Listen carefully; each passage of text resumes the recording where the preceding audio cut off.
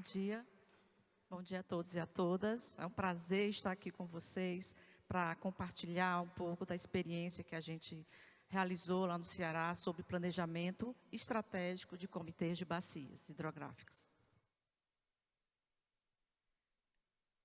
Esse é um projeto que a gente executou no período de 2 anos, durante a pandemia. Então, assim, vou começar aqui a falar com você.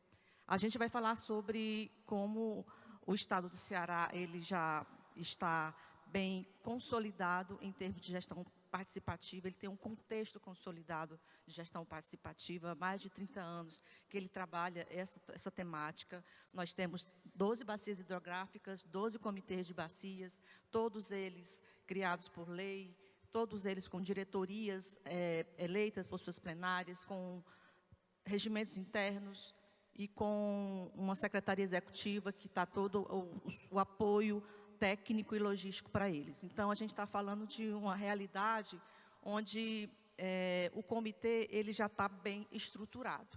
Mas a gente entende que ele precisava avançar na governança e na liderança dos colegiados do Estado do Ceará. E é nessa perspectiva que foi pensado o projeto de planejamento estratégico. Eu vou apresentar para vocês o projeto, não vou apresentar o resultado, mesmo porque o tempo não daria para isso.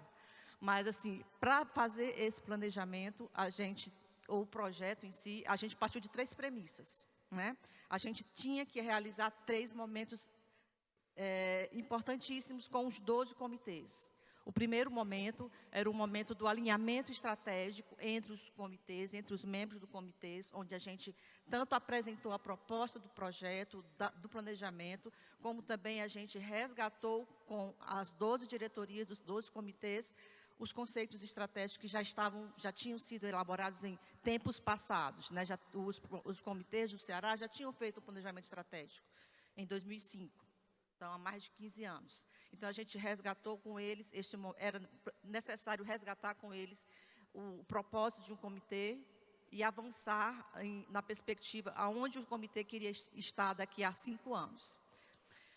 A segunda premissa, o segundo momento do projeto, era um momento que a gente chama de descentralização do planejamento, onde a gente ia a cada comitê de bacia, através das suas plenárias, resgatar o que já tinha sido feito com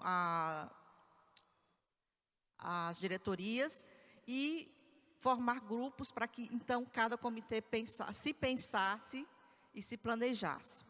O terceiro momento, a terceira premissa desse projeto, seria o próprio trabalho dos grupos dos comitês, né? Então, a partir do momento da descentralização, da criação de grupo de trabalho, era essencial que os grupos de trabalho estivessem juntos, construindo coletivamente as suas propostas para os próximos 5 anos. Então, a gente desenhou, fez a estrutura analítica do projeto, onde a gente tinha 4 grandes pacotes de trabalho. Primeiro, o próprio planejamento do projeto. O segundo, a questão do alinhamento metodológico. O terceiro, a descentralização do planejamento e, por último, o resultado de tudo isso com a aprovação em plenária de cada um dos comitês de suas propostas de planejamento. As partes interessadas neste projeto são os comitês de bacia do Estado do Ceará, os 12, né?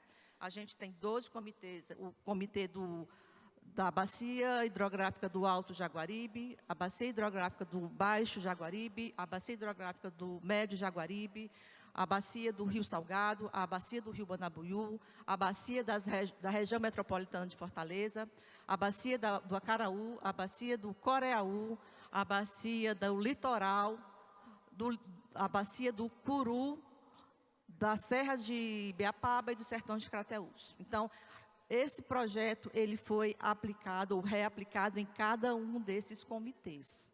Tudo que eu vou falar com vocês agora, aconteceu em 12 comitês, nessas 12 plenárias aí, e com esse público. E, logicamente, com a Secretaria Executiva. No Ceará, quem faz a Secretaria Executiva dos comitês é a Companhia de Gestão de Recursos Hídricos, a COGE, na qual eu sou funcionária efetiva de lá.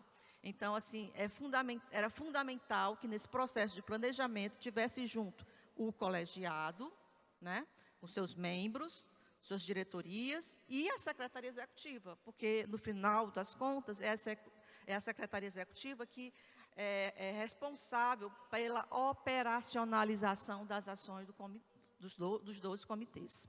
Tá? Então, a gente também desenhou uma metodologia específica para planejamento. Né? Essa metodologia, ela constava de 5 etapas, a primeira sempre começando com a metodologia, depois a revisão dos conceitos estratégicos, que era visão, missão e valores, depois a construção de objetivos específicos, por eixo de atuação, depois a construção de planos de ação para atingir os objetivos e, por fim, a apresentação final, né, a aprovação, o relatório final do planejamento de cada um dos 12 comitês. Tá?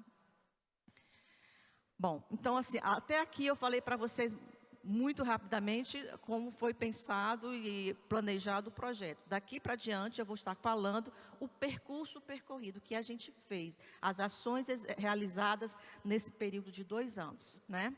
Vou fazendo aqui um parênteses que a gente, para deixar bem claro, a gente tinha pensado, planejado o projeto antes da pandemia. Né? Então veio a pandemia, começo de 2020, então a gente teve que readequar, né, a essa nova realidade. Mas mesmo assim a gente conseguiu, a partir de setembro de 2020, já dar início às primeiras atividades do projeto.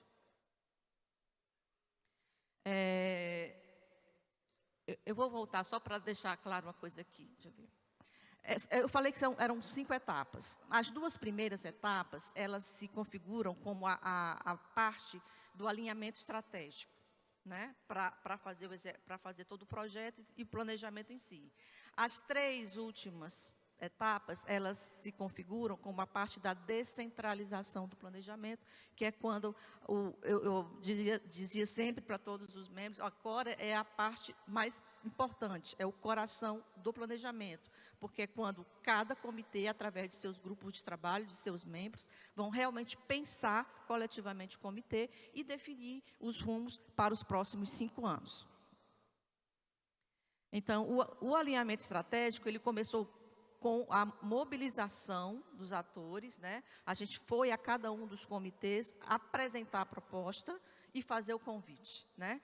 Que foi aceito, muito bem aceito, e logo depois a gente já começou com 2 momentos que a gente fez umas oficinas só com as diretorias dos 12 comitês. Era importante que os 12 comitês estivessem juntos, pensando sobre o propósito de um comitê de bacia. E, principalmente, onde esses comitês de bacia do estado do Ceará queriam estar, né, nos próximos 5 anos. Então, esse momento de alinhamento estratégico foi fundamental e foi a base para se construir o planejamento. Mas, depois, chegou a parte da descentralização, né, que é exatamente onde cada comitê teve o seu espaço, à luz do que foi definido nos conceitos estratégicos, na missão e principalmente na visão de futuro, como eles iam agir em termos de definir um objetivo e também desenhar um plano de ação em busca de atingir aqueles objetivos.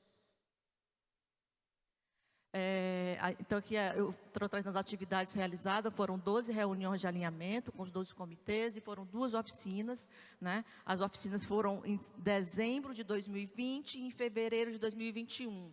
Público muito bom, foi todo online, porque nessa época estava no auge da pandemia. No Ceará, a gente estava com uma restrição bem forte sobre qualquer evento presencial, então a gente realmente se adaptou para fazer as nossas reuniões remotas.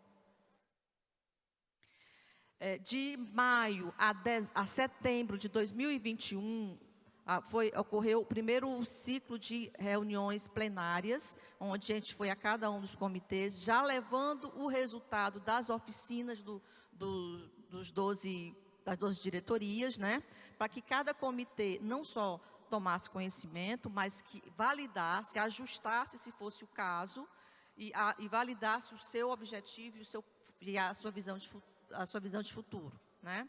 E importantíssimo nesse momento era que a plenária formasse grupos de trabalho.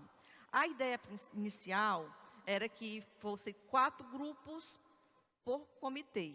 Cada comitê formasse 4 grupos. Por quê? Porque a gente pensou em 4 eixos.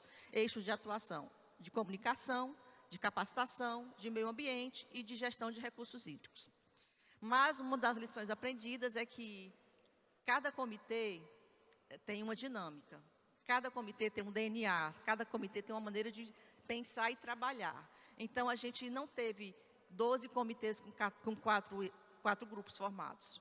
A gente teve 5 comitês que formaram 4 grupos, 4 comitês que formaram 3 grupos e 3 comitês que formaram 2 grupos, né? Então, a gente teve, no final, a gente teve 38 grupos formados, tá?